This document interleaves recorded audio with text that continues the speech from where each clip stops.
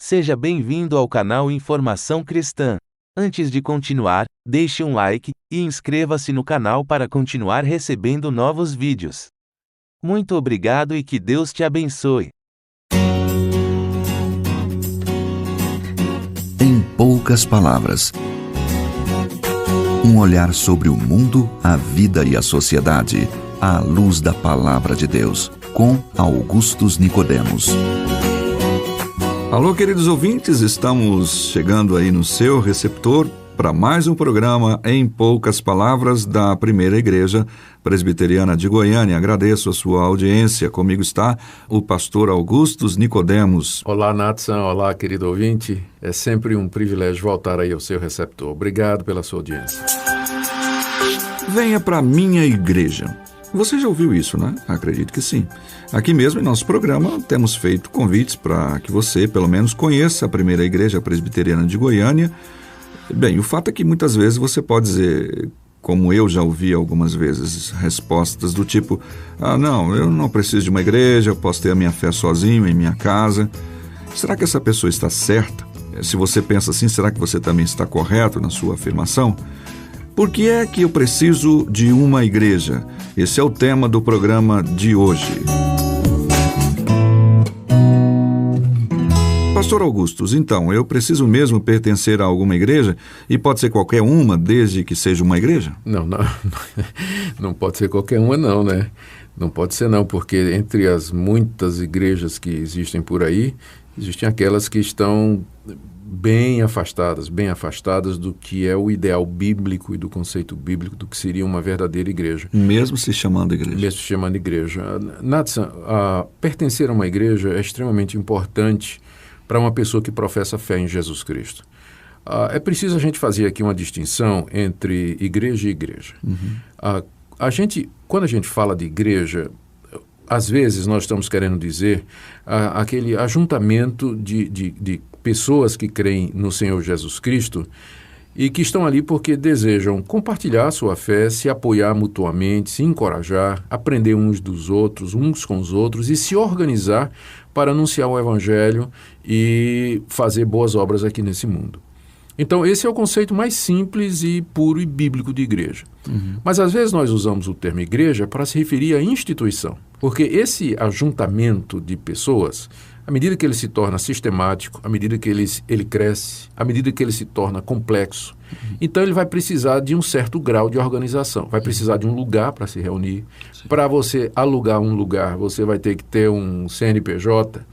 Você, de repente, vai ter que decidir quais são as qualidades daquelas pessoas ou as características daqueles que vão ser os líderes ou que podem ajudar na igreja. Então, você vai ter que ter um regimento. Uhum. De repente, você vai descobrir que a igreja ou esse ajuntamento se tornou tão grande que você precisa de pessoal trabalhando de tempo integral para ajudar as pessoas que vêm. Então, lá vem a questão de salário. Então, não tem jeito, não tem como você fugir desse segundo aspecto, que é o aspecto organizacional da igreja. Então, a igreja, na sua simplicidade, na sua pureza, ela foi estabelecida por Jesus Cristo. Está lá em Mateus, capítulo 16, quando Jesus Cristo, respondendo uma pergunta de Pedro, aliás, quando Jesus interagia com Pedro, né, Jesus perguntou: quem dizem os povos que eu sou, as multidões, quem dizem que eu sou? Pedro respondeu: elas dizem um monte de coisa a teu respeito, mas eu sei que tu és o Cristo, o Filho do Deus vivo. Jesus disse para ele: tu és Pedro e sobre esta pedra edificaria a minha igreja. Sem entrar em debate agora sobre o significado da pedra, né, que até pode ser outro programa. Exato, o ponto é que Jesus disse que ele tinha uma igreja e que ele haveria de edificar aquela igreja sobre aquela resposta de Pedro, que ele era o Cristo, o Filho do Deus vivo. Sim. Então, a ideia de igreja, ela é uma ideia que remonta ao próprio Jesus. Foi ele que criou a igreja, foi ele que idealizou a igreja como sendo a união, o conjunto ou a comunhão daqueles que professam e reconhecem que ele é o Cristo, o Filho do Deus vivo. Sim. Então, nós não podemos negar, porque a instituição igreja, a instituição moderna, é falha, ela comete erros, ela usa o nome de Deus, e em nome de Deus faz bobagens e coisas terríveis às vezes. Nós não podemos, com isso, negar que o conceito de igreja é bíblico. Sim. O conceito de igreja é bíblico. Então, partindo desse princípio, a próxima pergunta é: o que é que então caracterizaria uma igreja legítima? Isso. E eu penso que a Bíblia também nos dá resposta sobre isso. Quando o próprio Jesus disse que edificaria a sua igreja sobre a verdade que Pedro tinha confessado, que ele, Jesus, é o Cristo, Filho do Deus vivo, você já tem aqui o primeiro critério. Uma igreja, ela é verdadeira, ela é bíblica, quando ela está edificada, construída, montada sobre essa pedra, sobre esta verdade da divindade de Cristo e a sua messianidade, que ele é o Messias enviado por Deus para ser o Salvador do mundo. Mais adiante, quando Pedro pergunta a respeito do perdão que se deveria dar a um irmão, Jesus responde para ele: Pedro, se teu irmão pecar contra ti, primeiro vai falar com ele. Se ele não te responder, leva 2 ou 3. Se ele não atender, dize à igreja. Sim. E se ele não atender à igreja, considera como gentil e publicano, quer dizer, exclui da igreja. Então, a gente vê que na igreja, conforme concebida por Jesus, existe também condições de permanência. E seria a condição da pessoa estar disposta a se humilhar, reconhecer os seus pecados e viver de acordo com a vontade revelada de Cristo. Aquilo que a igreja costuma chamar de a única regra de fé e prática. Exatamente, que em poucas palavras, é a Escritura Sagrada, né? A Escritura Sagrada. Então, nós já estamos construindo aqui, olha. Primeiro, tem que crer que a igreja tem que professar e declarar que Jesus é o Cristo, o Filho do Deus vivo. Segundo, ela tem que se organizar a ponto de poder cuidar e zelar pela vida dos seus membros, daqueles que professam essa fé. Sim. E admitir somente aqueles que querem viver de acordo com a regra de fé e prática, que são as Escrituras Sagradas. Mais adiante, Jesus Cristo disse aos discípulos: vão por todo mundo, preguem o Evangelho a toda criatura e batizem façam discípulos em meu nome, batizando-os em nome do Pai, do Filho e do Espírito Santo. Sim. Então Jesus acrescentou mais uma coisa, a ideia do batismo em nome do Pai, em nome do Filho e do Espírito Santo. Ou seja, quem quer pertencer à igreja que ele criou, que ele inaugurou, tem que ser batizado no nome do Pai, do Filho e do Espírito Santo. E antes disso, Jesus, numa reunião com seus discípulos, tomou o pão, tomou o cálice e disse: isso é o meu corpo, isso é o meu sangue, façam isso em memória de mim. Então ele mandou que os discípulos celebrassem a sua morte e a sua ressurreição, comendo o pão e bebendo o cálice. Então, mais um elemento que constitui a igreja, que são isso que a gente chama de sacramento, batismo e ceia do Senhor. Agora, veja só, uma pessoa diz assim, Nathan: não, eu creio em Jesus Cristo, mas eu não preciso de igreja. Como assim não precisa de igreja? Eu posso ter a minha fé sozinho aqui? Mas como assim? Não existe, não tem esse conceito de um crente solitário ou separado da comunhão da igreja, porque a igreja foi instituída por Jesus Cristo. Na Bíblia, a igreja é chamada de a noiva de Cristo. E aí, veja, eu estou me referindo àquela igreja como instituída por Jesus Cristo, a igreja bíblica. Agora, Nathan, a gente tem que ser sincero, né? Tem muita gente que está decepcionada aí com as desvirtuações ou desvirtuamentos desse conceito bíblico.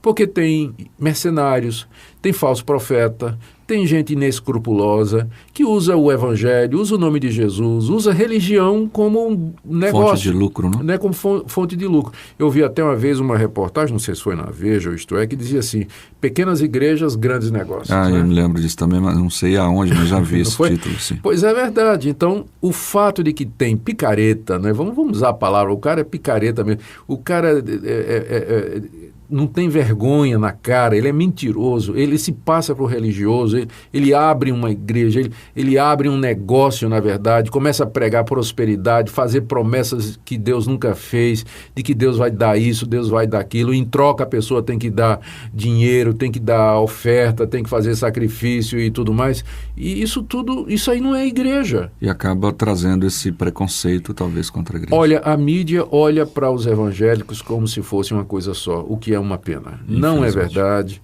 Era necessário que houvesse pelo menos um discernimento, né? Uma integridade jornalística até maior, né? Daqueles que hoje formam opinião pública, para ver que há pessoas que entendem a igreja como sendo aquela organização criada pelo Senhor Jesus, que tem como objetivo promover a sua glória, o seu nome, a evangelização e a prática das boas obras.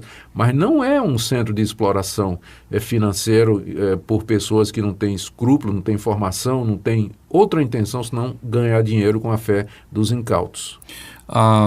Certa feita, alguém querendo sair desse relacionamento da igreja, disse, olha, são coisas de homens e tudo, eu não preciso da igreja. Mas a gente olha nas Escrituras Sagradas, a gente percebe essa questão da Bíblia dizendo admoestar uns aos outros, exortar uns aos outros, amar uns aos outros. Me parece que é neste lugar de comunhão que a gente consegue exercitar isso tudo. Né? Eu acho que por trás de eu não posso generalizar, mas eu acho que em muitos casos, quando a pessoa diz que não quer participar, crê em Jesus Cristo, mas não quer participar da igreja, está a relutância dessa pessoa em se submeter exatamente ao ensino dos outros, à correção dos outros, ao encorajamento dos outros. A pessoa quer ser independente, quer ser livre, não quer dever nada a ninguém, no sentido de que não quer prestar contas dos seus atos, porque se for da igreja, vai ter que prestar contas dos seus atos, vai ter que andar em comunhão com os outros, enfim, não é? Mas muita gente hoje não quer saber disso, não quer prestar conta a ninguém. O que é triste.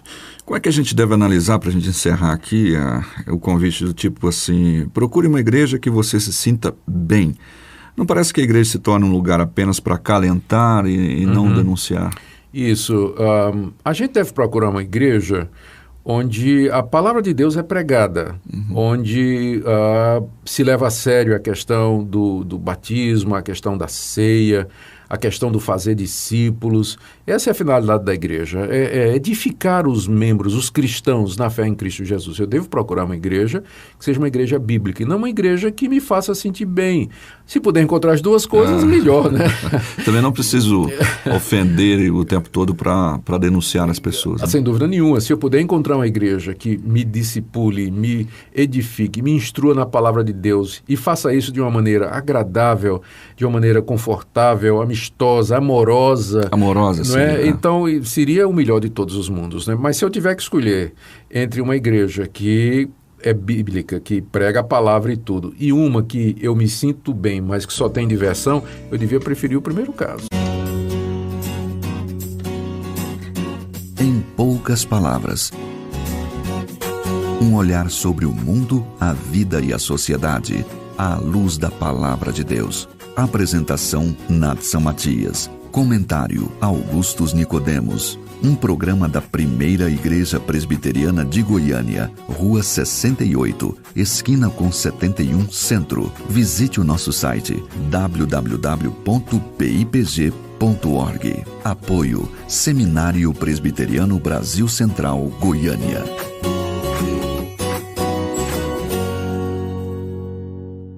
Obrigado por ter assistido um vídeo do nosso canal Informação Cristã. Esperamos que ele tenha edificado a sua vida e também da sua família.